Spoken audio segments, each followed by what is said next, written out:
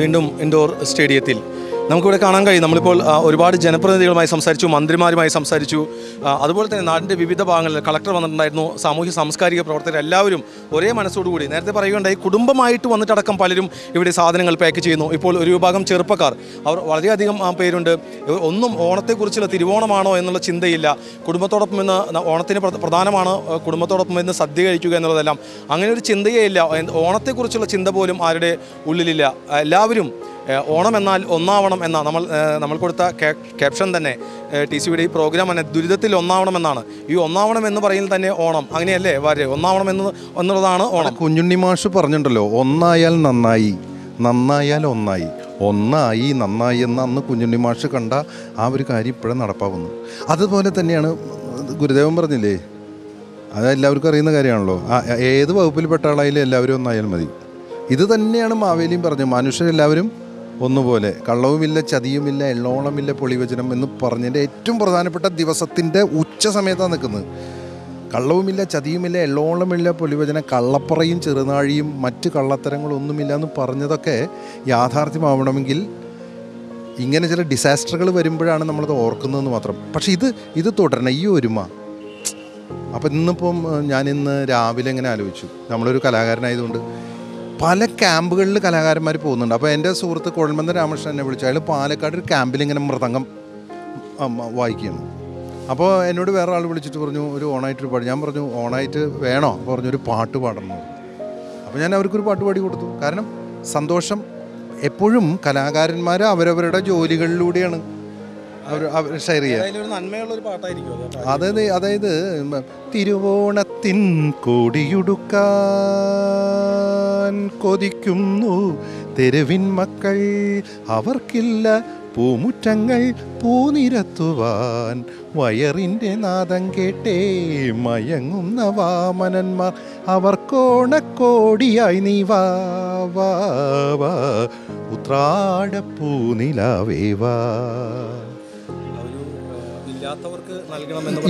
ഉള്ളവനില്ലാത്തവർക്ക് ഒരു വെറുതെ ഒന്ന് തിരിച്ചാൽ നമുക്കിവിടെ കാണാൻ സാധിക്കും എത്രമാത്രം അരിച്ചാക്കുകളാണ്, എത്രമാത്രം പല വ്യഞ്ജനങ്ങൾ, അതെ, പച്ചക്കറി.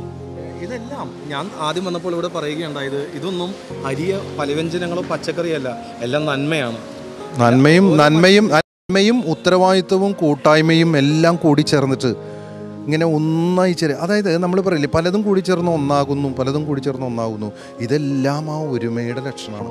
ആ ഒരുമയുടെ ഏറ്റവും വലിയ ഒരു സന്ദേശം പ്രദാനം ചെയ്യുന്ന നമ്മുടെ മാവേലി നാടിൻ്റെ, മലയാള നാടിൻ്റെ ആ ഒരു ബഹുസ്വരതയുടെ, എല്ലാവരും ഒന്നാണെന്നും നമ്മളിങ്ങനെ പറയുമ്പോൾ പറയും നീയും ഞാനും രണ്ടാണെന്ന് പറഞ്ഞിരുന്ന കാലത്ത് ഇത് അദ്വൈത സിദ്ധാന്തം എല്ലാം പറയുന്നിടത്തേക്ക് വരികയാണ് നമ്മൾ. ആ ഒരു ഒരുമ അത് നമുക്ക് ഒരിക്കലും ജീവിതത്തിൽ പൂവണിപ്പൊന്നിൻ ചിങ്ങം വിരുന്ന് വന്ന ആ ഒരു ഈ കാലത്ത് എന്തൊക്കെയാണ് നമ്മളെന്തൊക്കെ കൈപ്പിടിയിൽ നിന്ന് ചോർന്നു പോകുന്നു നമ്മളുടെ ബന്ധങ്ങൾ, കൈപ്പിടിയിൽ നിന്ന് ചോർന്നു പോകുന്നു നമ്മുടെ രാഷ്ട്രീയ പ്രവർത്തനങ്ങൾ, കൈപ്പിടിയിൽ നിന്ന് ചോർന്നു പോകുന്നു, എല്ലാം പോകുന്നു, ശുഭപ്രതീക്ഷകൾ അറ്റുപോകുന്നു. അങ്ങനെ വരുമ്പോൾ, ഇങ്ങനൊരു ഒത്തൊരുമ വരുമ്പോൾ നമ്മുടെ നാട് രക്ഷപ്പെടും.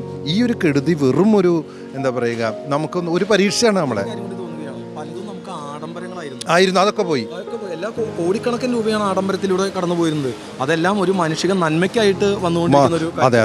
അത് മാത്രമല്ല, ഈ പൈസ ഉള്ള ആളുകൾ അത് വേണ്ട രീതിയിൽ അതുകൊണ്ട് ഈ മനുഷ്യന് കൊടുക്കാൻ മടിയുള്ളൊരു മനസ്സുള്ള ഒരു കാലം ഉണ്ടായിരുന്നു ഇവിടെ, കയ്യിലുള്ളത് മറ്റൊരുത്തരും കൊടുക്കാൻ. പക്ഷേ ഇത് വന്നപ്പോൾ നമ്മൾ പ്രതീക്ഷിക്കാത്ത തരത്തിൽ നിന്നുള്ള ആളുകൾ എല്ലാ തരത്തിലുള്ള, ഇപ്പോൾ ഞാൻ പറയാം, എൻ്റെ വീടിൻ്റെ പരിസരത്തെ പെരിങ്ങാവ് ക്യാമ്പിലൊക്കെ സ്വന്തം അലമാരിലിരിക്കുന്ന വസ്ത്രങ്ങളൊക്കെ എടുത്ത് കൊടുക്കുകയാണ്.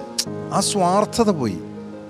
നമുക്ക് എൻ്റെ മക്കള്, എൻ്റെ കാറൊക്കെ പോയേ എന്നൊക്കെ വിചാരിച്ച് നടന്നിരുന്ന ആൾക്കാരെ എല്ലാം എടുത്ത് കൊടുക്കുകയാണ്. കാരണം ആ ഒരു ഇത് എനിക്ക് നാളെ വരാം, അതല്ലെങ്കിൽ എൻ്റെ സഹജീവികൾക്ക് വരുന്നു എന്നുള്ളത് ഇങ്ങനെ നമ്മുടെ രക്തത്തിൽ തൊട്ടു. മന്ത്രി സുനിൽകുമാർ ഉണ്ടായിരുന്നല്ലോ, അദ്ദേഹം പറയുകയുണ്ടായി, പലരും ഫ്രീക്കന്മാർ എന്ന് പറഞ്ഞ് വിളിച്ച് കളിയാക്കിയിരുന്ന പയ്യന്മാർ അവർ ഒന്നും നോക്കിയില്ല, പോവുകയാണ് രക്ഷപ്പെടുത്താനായിട്ട്. അപ്പോൾ കാഴ്ചപ്പാട്, നമ്മളെല്ലാം പലരുടെയും കാഴ്ചപ്പാടാണ് തിരുത്തേണ്ടത്. പലരും നമ്മൾ ആരെയും അണ്ടർ എസ്റ്റിമേറ്റ് ചെയ്യരുത്. ഇപ്പം ഞാൻ പറയാം, എനിക്ക് കാണുന്ന മുകേഷ് അടക്കമുള്ള എൻ്റെ സുഹൃത്തുക്കൾ, നിങ്ങളെല്ലാവരും എന്നെ സംബന്ധിച്ചുള്ളത് എൻ്റെ ആത്മമിത്രങ്ങളാണെന്ന് മാത്രമല്ല, നിങ്ങളൊക്കെ തന്നെ നിങ്ങളെ സന്തോഷിപ്പിക്കേണ്ട ഒരുത്തനാണ് ഞാൻ.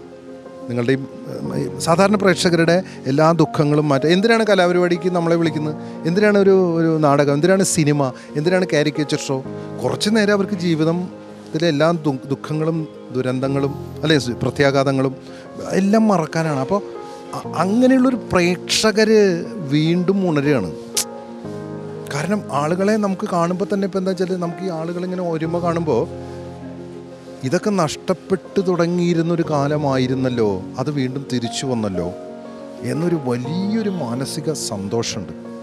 അതൊരു വലിയ സന്തോഷം തന്നെയാണ്. ഈ കേരളത്തിൻ്റെ ഇപ്പോൾ ചെങ്ങന്നൂർ ആ ഭാഗത്തുള്ള പത്തനംതിട്ട ജില്ലയിലുള്ള എൻ്റെ ഒരുപാട് സുഹൃത്തുക്കൾ, അവരോടൊക്കെ ഞാൻ ചോദിക്കുക എന്താ അവിടെ ചോദിക്കുമ്പോൾ പറയും ഞങ്ങളുടെ വീട് ഇത്തിരി ഉയരത്തിലാണ്, അത് കാരണം കുഴപ്പമുണ്ടായില്ല, പക്ഷേ അതിഭീകരമാണ്. പൊതുവെ തൃശ്ശൂർ സേഫാണ് എന്നൊരു പ്രചരണം വരെ ഉണ്ടായിരുന്നു. അത് അവസാനത്തെ 2 ദിവസം 14, 15, 14-ാം തീയതി ഞാനിവിടെ നാട്ടുപൂക്കളുടെ ഒരു പ്രദർശനം ഉണ്ടായിരുന്നു. അത് ഇനോഗ്രേറ്റ് ചെയ്തിട്ട് ഞാനും ഡോക്ടർ രജനും കൂടെ ഇറങ്ങുമ്പോൾ ഞാൻ ഡോക്ടറോട് പറഞ്ഞു, ഡോക്ടറെ കുഴപ്പമാവട്ടെ, ഇത് പെശകായി പോക്ക്. 14-ാം തീയതി ഒരു 11 മണിക്ക് തുടങ്ങിയ മഴയുണ്ടല്ലോ, അതാണ് പിന്നീട് ഇങ്ങനെ തുടർന്നത്. ഈ 14, 15, 16 ദിവസങ്ങളിൽ പെയ്ത മഴയാണ്. അതായത് ഒരുതരം ഭീകരമായിട്ടുള്ളൊരു അന്തരീക്ഷം. എനിക്കത് വ്യക്തിപരമായിട്ട് പറയാനുള്ളത് കൺട്രോൾ റൂമിൽ അടുത്ത ദിവസങ്ങളിലൊക്കെ ഉണ്ടായിരുന്നു. അപ്പോൾ അവിടെ വരുന്ന ഫോൺ കോളുകളും നമ്മൾ അളക്കുന്നത് ഓരോ കോളുകൾ വരികയും ചെയ്യുന്നത് ചാലക്കുടിയിലെ അവസ്ഥ പറഞ്ഞുകൊണ്ട് കളക്ടറുണ്ട്, മന്ത്രിമാരുണ്ട്, എല്ലാവരുടെയും മുഖം പോയി. എല്ലാവരും ഒരു ദുരന്തത്തെയാണ് പ്രതീക്ഷിക്കുന്നത്. വെള്ളം അടിക്കടി ഉയരുന്നു, ഒരു നില വെള്ളം ഉയരുന്നു, 2-ാം നില പകുതിയാകുന്നു. ഒരു പരിധി വരെ ചാവക്കാട് നിന്ന് വഞ്ചികൾ അങ്ങോട്ട് അയച്ചു, എന്നിട്ടും കൈവിട്ടു പോകുമെന്നൊരു ആശങ്കയിൽ എല്ലാവരും തലയ്ക്ക് കൈ കൊടുത്തിരിക്കേണ്ട ഒരു സ്ഥിതിവിശേഷം ഉണ്ടായി. ഒരു വലിയ ഭാഗ്യം കൂടിയുണ്ട്, ഒരു ദിവസം കൂടി അല്ലെങ്കിൽ അര ദിവസം കൂടി മഴ അതുപോലെ പെയ്തിരുന്നെങ്കിൽ നമുക്ക് ഒരുപക്ഷെ എല്ലാം ചിന്തിച്ചതിനും അപ്പുറത്താവുമായിരുന്നു, കൈവിട്ടു പോകുമായിരുന്നു. തീർച്ചയായിട്ടും. അതായത് അത് കർക്കടകത്തിൻ്റെ അവസാനം, അതായത് 17-ാം തീയതി ആയിരുന്നല്ലോ ഈ ചിങ്ങ 1-ാം തീയതി. ആ ദിവസത്തിൻ്റെ തലേദിവസം രാത്രി വരെ, ചിങ്ങമാസം 1-ാം തീയതി രാവിലെ ഈ വെയിലുദിക്കുന്നത് ഞാൻ കണ്ടു. ഞാനിങ്ങനെ എൻ്റെ സുഹൃത്തിൻ്റെ വീട്ടിലായിരുന്നു, എൻ്റെ വീട്ടിൽ വെള്ളം കയറിയുണ്ട്. അന്നൊരു 10 മണിയായപ്പോൾ ഈ കാർമേഘങ്ങളൊക്കെ പോയിട്ട് വെയിലുദിച്ചപ്പോൾ ഞാനിങ്ങനെ സൂര്യനെ ഇങ്ങനെ തൊഴുതു. ഞാനവിടെ നമസ്കരിച്ചു. എന്തറിയാമോ അതിൻ്റെ കാര്യം? സരസ്വതീയാമം കഴിഞ്ഞു ഉഷസ്സിൻ്റെ സഹസ്രദളങ്ങൾ വിരിഞ്ഞു. ആ പാട്ടാണ് ഞാൻ പാടിയത്. ഈ സൂര്യനെ ഇങ്ങനെ വന്നപ്പോഴേ, സൂര്യൻ വന്നപ്പോൾ വെൺകൊറ്റക്കൂട ചൂടും മലയുടെ മടിയിൽ വെളിച്ചം ചിറകടിച്ചുണർന്നു. അതങ്ങ് പിന്നെ മാത്രമല്ല ആ സൂര്യനെ കണ്ടപ്പോൾ പിന്നെ അപ്പോഴേക്കും നമ്മുടെ ഫോർകാസ്റ്റിങ്ങും അതുപോലെ വന്നിട്ട് പറഞ്ഞു ന്യൂനമർദ്ദത്തിൻ്റെ ഇത് കുറഞ്ഞു. പക്ഷേ അത് കഴിഞ്ഞിട്ടാണ് നമ്മൾ വീട്ടിലേക്ക് വരുന്നതും അവിടുത്തെ മറ്റേ കാര്യങ്ങൾ അറിയുന്നു. എൻ്റെ വീടിൻ്റെ അതായത് ഗാന്ധിനഗർ, അതിൻ്റെ ഇപ്പുറത്തെ പ്രദേശങ്ങളൊക്കെ അറിയാലോ. ഗാന്ധിനഗറിലൊക്കെ ഒരാൾപ്പൊക്കത്തിൽ വെള്ളമായിരുന്നു. എൻ്റെ വീടിൻ്റെ അവിടെയൊക്കെ ഇവിടെ അരവരെ വെള്ളമായിരുന്നു. അപ്പോൾ എന്തായാലും അത്തരത്തിലുള്ള ഒരിക്കലും ഉണ്ടാവാത്തൊരു അനുഭവം, ആ ഒരു സ്വന്തം അനുഭവം എങ്ങനെയാണ് വരക്ക് പങ്കുവയ്ക്കാനുണ്ടാവുക? സ്വന്തം അനുഭവം എന്ന് പറഞ്ഞാൽ എനിക്ക് ഈ വെള്ളം കയറിയെന്ന് എൻ്റെ മകൾ പറയാണ്. 4 മണിക്ക് മോൾക്ക് ഇന്ദുവിനൊരു കോള് വരികയാണ്. അവളുടെ ചേച്ചിയുടെ, അതായത് കസിൻ്റെ, എൻ്റെ ഭാര്യയുടെ ചേച്ചിയുടെ മകളുടെ ഒരു ഫോൺ വരെ അവൾക്ക് പുലർച്ചെ ഇന്ദു നീ ഒന്ന് പുറത്തു പോയി നോക്ക്, വെള്ളം കയറാൻ സാധ്യതയുണ്ടെന്ന് തോന്നുന്നു പറഞ്ഞു. ഇന്ദു പോയിട്ട് തുറന്നു, ഞാൻ ഉറങ്ങിയിട്ടൊന്നുമില്ല, അകത്തുണ്ട്. ഇന്ദു ടോർച്ചടിച്ച് നോക്കിയപ്പോൾ ഈ ടോർച്ചിൻ്റെ വെട്ടത്തിൽ ഈ വെളിച്ചം ഇങ്ങനെ കിടന്ന് ഇങ്ങനെ ഗ്ലിറ്റർ ചെയ്യുക, അതിങ്ങനെ അരിച്ചരിച്ച് ഇങ്ങനെ കയറി വരിക. അപ്പോഴാണ് ഞാൻ പറഞ്ഞത് കയറി. അങ്ങനെയാണ് അത് കണ്ടപ്പോൾ ആരെ വിളിക്കണം? എൻ്റെ വീട്ടിലേക്ക് വെള്ളം കയറി വരികയാണ്. കാർ ഷെഡിൻ്റെ അവിടെ വെള്ളം, സിറ്റ് ഔട്ടിൻ്റെ അടുത്തേക്ക് ഇങ്ങനെ ഈ ഒരു വെള്ളം ഇങ്ങനെ ഈ ഇഴഞ്ഞൊരു ജീവി വരുന്ന പോലെ ഇരച്ചരച്ച് ഞാൻ പറയും വിളിക്കും. ഫോൺ നമ്പർ ഓർമ്മ വരുന്നില്ല, പേരുകൾ ഓർമ്മ വരുന്നില്ല. അപ്പോൾ എന്താ വെച്ചാൽ നമ്മളൊരു വലിയ അപകടത്തിൻ്റെ മുമ്പിൽ പെടുമ്പോൾ ഉണ്ടാകുന്ന എല്ലാം മറക്കാണ്. ഞാൻ പറഞ്ഞു ACPയുടെ പേരെന്താ? നമ്മുടെ രാജു സാർ, എനിക്ക് വളരെ വേണ്ടപ്പെട്ട ആളാണ്. ഞങ്ങൾ പഴയ സുഹൃത്തുക്കളാണ്. ഞാനിങ്ങനെ ചോദിക്കും ACPയുടെ പേരെന്താ? അപ്പോൾ വൈഫിനും മോൾക്കും അറിയില്ലല്ലോ. ആര്? ACPയുടെ പേരെന്താ? ACP നോക്ക്. അപ്പോൾ എന്താ വെച്ചാൽ നമ്മളൊരു ഭ്രമം സംഭവിച്ച പോലെ. അതുകൊണ്ട് ഞാൻ നിഖിലിനെ വിളിക്കും, ജെയ്സനെ വിളിക്കും, മുകേഷിനെ വിളിക്കും. ഇതൊക്കെ പറയുന്നുണ്ടെങ്കിൽ ഇവർക്ക് ഈ ഫോൺ അങ്കലാപ്പ് അങ്ങനൊരു അത് ഫേസ് ചെയ്തപ്പോഴത്തെ, കാരണം ഇത് ഒരു അരമണിക്കൂർ കഴിഞ്ഞാൽ ഇത് ഇങ്ങനെ കയറി എവിടേക്കാണ് വരിക എന്ന് പറയാൻ പറ്റില്ല. എവിടേക്കാണ് ഇത് കയറി വരിക? വീട് മുങ്ങുമോ?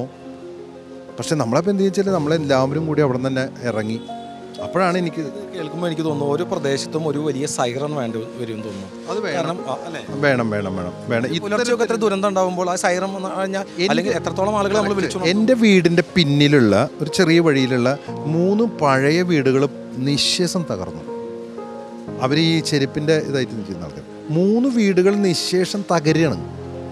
അവിടെ നിന്ന് 2 വീട്ടുകാർ ഒഴിഞ്ഞു പോയി. ഒരു വീട്ടിലൊരു പ്രായം ചെന്ന സ്ത്രീ മാത്രമേ ഉള്ളൂ. അവരറിയുന്ന കിടന്നുറങ്ങുമ്പോൾ തലയുടെ അടുത്ത് എന്തോ ഒരു തണുപ്പ് വന്നിട്ടില്ല, വെള്ളമാണ്. അതാണ് ഈ സാഹചര്യത്തിൽ ഇപ്പോൾ ഈ പറയുമ്പോഴാണ് നമ്മൾ അത് ചിന്തിക്കുന്നത്. ശരിക്കും ഒരു പുലർച്ചയൊക്കെ ഉണ്ടാകുന്ന ദുരന്തങ്ങൾ, ഒരു സൈറൻ ഉണ്ടെങ്കിൽ ഓരോ പ്രദേശത്തും ഒരു സൈറൻ. അത് നിങ്ങളുടെ ഈ സജഷൻ നമുക്കിപ്പോൾ രവീന്ദ്രൻ മാഷോടും സുനിൽകുമാർ മിനിസ്റ്ററോടൊക്കെ പറയണ ഈ കാര്യം, അതായത് ഇങ്ങനെ ഒരു വരുമ്പോൾ ഒരു അലർട്ടിന് വേണ്ടിയുള്ള ഒരു സൈറൻ, അങ്ങനെ എന്തെങ്കിലും ഒരു സിസ്റ്റം, അത് ലൈറ്റ്നിങ് കൂടിയാലും മഴ കൂടിയാലും കാറ്റ് കൂടിയാലും ഒക്കെ നമുക്ക് അതിൻ്റെ ഒരു മുന്നറിയിപ്പ് മെസ്സേജ് ഒന്നും അതിൽ. അതെ, ഒരു മുന്നറിയിപ്പിന് വേണ്ടിയുള്ള, പ്രത്യേകിച്ചും ഈ പ്രളയം ബാധിക്കാൻ സാധ്യതയുള്ള സ്ഥലങ്ങളിലൊക്കെ വളരെ ഗുണം ചെയ്യും. ഇപ്പം നമ്മുടെ കടൽ തീരത്ത് ലൈറ്റ് ഹൗസ് പോലെ ഈ ഒരു ഓണവേളകളിലെല്ലാം ജയരാജ് വരെ നമ്മളോടൊപ്പം ഉണ്ടാവാറുള്ളത് പാട്ടും. പരിപാടിയില്ല ഓണായിട്ട്, പരിപാടികളൊന്നുമില്ല. പരിപാടികൾ ഇപ്പം എനിക്ക് പുറത്തും പരിപാടികളിൽ എവിടെയില്ല. കാരണം വെച്ചാൽ നമുക്ക് അങ്ങനെ ഒരു തമാശ പറയാനുള്ളൊരു മാനസികാവസ്ഥ ഇല്ല ഇപ്പോഴത്തെ അവസ്ഥയിൽ. ഒരു കോമഡി എങ്ങനെ പറയും, ഒരു നർമ്മം നമ്മുടെ ജീവിതത്തിൽ നിന്ന് ഈ ഒരു ദുരന്തത്തിൻ്റെ ഒരു ദുഃഖം മാഞ്ഞു പോകുന്നവരെ. പക്ഷേ ഈ കൂട്ടായ്മ കാണുമ്പോൾ എൻ്റെ ഉള്ളിലൊരു കലാകാരൻ ഉണർന്നുണ്ട് ഇങ്ങനെ കുറേശ്ശെ. എല്ലാ വിധത്തിലുള്ള ഈ ദുരിതാശ്വാസ ക്യാമ്പുകളിൽ നടക്കുന്ന എല്ലാ പ്രവർത്തനങ്ങൾക്കും ഞങ്ങളെപ്പോലുള്ള കലാകാരന്മാർ പിന്തുണയുണ്ട്. മാത്രമല്ല ഇത് ജനങ്ങളിലേക്ക് എത്തിക്കാൻ വേണ്ടി ഏറ്റവും കൂടുതൽ ആ ക്യാമറയിലേക്ക് പറയാം. ജയരാജ് വാര്യർ എപ്പോഴും നമ്മളോടൊപ്പം ഉണ്ടാവാറുള്ളത് ഓണത്തിനായാലും ആഘോഷങ്ങൾക്കായാലും എല്ലാം പാട്ടും ചിരിയും കളിയുമല്ല. ഇപ്പോൾ അതിനുള്ളൊരു സാഹചര്യമല്ല. എല്ലാവരും ഒന്നായി ഒരേ മനസ്സോടെ ഒരു വലിയ വിഭാഗം ആളുകളെ കൈപിടിച്ചുയർത്തുന്ന ഒരു വേളയിലൂടെ നമ്മൾ കടന്നു പോകുമ്പോൾ ഒടുവിൽ പ്രേക്ഷകരോട് എന്താ പറയുക? എൻ്റെ ഏറ്റവും പ്രിയപ്പെട്ട നാട്ടുകാരെ, സുഹൃത്തുക്കളെ, പ്രിയപ്പെട്ടവരെ, നിങ്ങളെപ്പോലുള്ള പ്രേക്ഷകരുടെ സഹകരണം കൊണ്ടും നിങ്ങളുടെ കയ്യടി കൊണ്ടും വളർന്നു വന്ന ഒരാളാണ് ഞാൻ എന്നും ജനങ്ങൾക്കൊപ്പം നിൽക്കുന്നൊരു കലാകാരനാണ്. അതുകൊണ്ട് ഈ കൂട്ടായ്മ നമ്മൾ എന്നും നിലനിർത്തണം, ഈ ഒരു സൗഹൃദം നമ്മൾ എന്നും നിലനിർത്തണം. നമുക്ക് ഇസങ്ങളുണ്ടാകാം, നമുക്ക് രാഷ്ട്രീയം ഉണ്ടാവാം, നമുക്ക് കള്ളി തിരിച്ചിട്ടുള്ള ചെറിയ ജാതി ഉണ്ടാവാം. പക്ഷേ ഇതിൻ്റെ എല്ലാം അപ്പുറത്താണ് മനുഷ്യത്വം എന്നൊരു മഹാസന്ദേശം ഓണം നാളിൽ നൽകാനാണ് എനിക്ക് താല്പര്യം. നമ്മുടെ ഉള്ളിലുള്ള എല്ലാ തരത്തിലുള്ള വിഭാഗീയതയുടെയും വേലിക്കെട്ടുകൾ, ആ വേലി ഉണ്ടല്ലോ, അകത്തൊക്കെ വേലി കെട്ടിയിരിക്കുക, അവിടെയാണ് ഒരു മലവെള്ളപ്പാച്ചിൽ വന്നിട്ടുള്ളത്. അവിടെ മാവേലി വരണം. അകത്ത് ഒരു മലവെള്ളപ്പാച്ചിൽ വന്നിട്ട് അതെല്ലാം പോയി. ഇനി നമുക്ക് ഒന്നിക്കാം, നമുക്കെല്ലാം വേണം, നമുക്ക് പൊളിറ്റിക്സ് വേണം. ചില ദൃശ്യങ്ങൾ പ്രചരിക്കുന്നുണ്ട്, ചിത്രങ്ങൾ, ഒരു ഗേറ്റ്, അതിന് മുമ്പിൽ ഇതിനകത്തേക്ക് ആർക്കും പ്രവേശനമില്ല എന്നുള്ളതാണ് അതിൽ ഒടിച്ചൊരിക്കുന്നത്. അതുവരെ വെള്ളമുണ്ട്, വെള്ളം വീട് മുഴുവൻ മുങ്ങിക്കഴിഞ്ഞു. അതെ. അല്ല, അതൊക്കെ ഈ കാണിച്ചു കൊടുക്കുന്നതാണ്. നീ തനിച്ച് ഒരു ലോകമില്ല, അല്ലെങ്കിൽ ഞാനും എൻ്റെ ഭാര്യയും എൻ്റെ സ്വർണ്ണക്കടയും എൻ്റെ തുണിക്കടയുമാണ് എൻ്റെ ലോകം എന്ന് വിചാരിക്കുന്ന ഒരു കാലമായിരുന്നു. ആർക്കും എപ്പോഴും എന്തും സംഭവിക്കാം. അപ്പോൾ അതുകൊണ്ട് മനുഷ്യത്വം കൈവിടാതിരിക്കുക, കെട്ടിപ്പുണരുക, കയ്യിലുള്ളിടത്ത് കൊടുക്കുക, അതാണ് സന്ദേശം. സാംസ്കാരിക നായകർ ഇതുകൂടിയാകണം. ഇതുപോലെയുള്ള പ്രശ്നങ്ങൾ കൂടി, ജനങ്ങളുടെ വേദനകൾ കൂടി ഇടപെടുന്നവരാണ്. അതിനൊരു ഉദാഹരണമാണ് ജയരാജ് വാര്യർ. ഇതുപോലുള്ള ഒരുപാട് മനസ്സുകൾ, ജനപ്രതിനിധികളുണ്ട്. അവർ അവരുടെ ജോലിയുടെ അല്ലെങ്കിൽ കടമയുടെ സേവനത്തിൻ്റെ ഭാഗമാകാം. ഉദ്യോഗസ്ഥരുണ്ട്, ഇവരെല്ലാം ഉണ്ട്. ഒപ്പം തന്നെ സാംസ്കാരിക നായകരടക്കമുള്ളവർ, ജയരാജ് വാര്യരെ പോലുള്ളവർ അടക്കമുള്ളവർ ഇതിനെല്ലാം കൈകോർത്ത് നിൽക്കുമ്പോൾ ആരുടെയും ഉള്ളിൽ ഓണമില്ല, എന്നാൽ എല്ലാവരുടെയും ഉള്ളിൽ ഒരു വേലി തകർന്നിട്ടുമുണ്ട്. അതെ. നമുക്ക് മടങ്ങി വരാം ഒരു ചെറിയ ഇടവേള.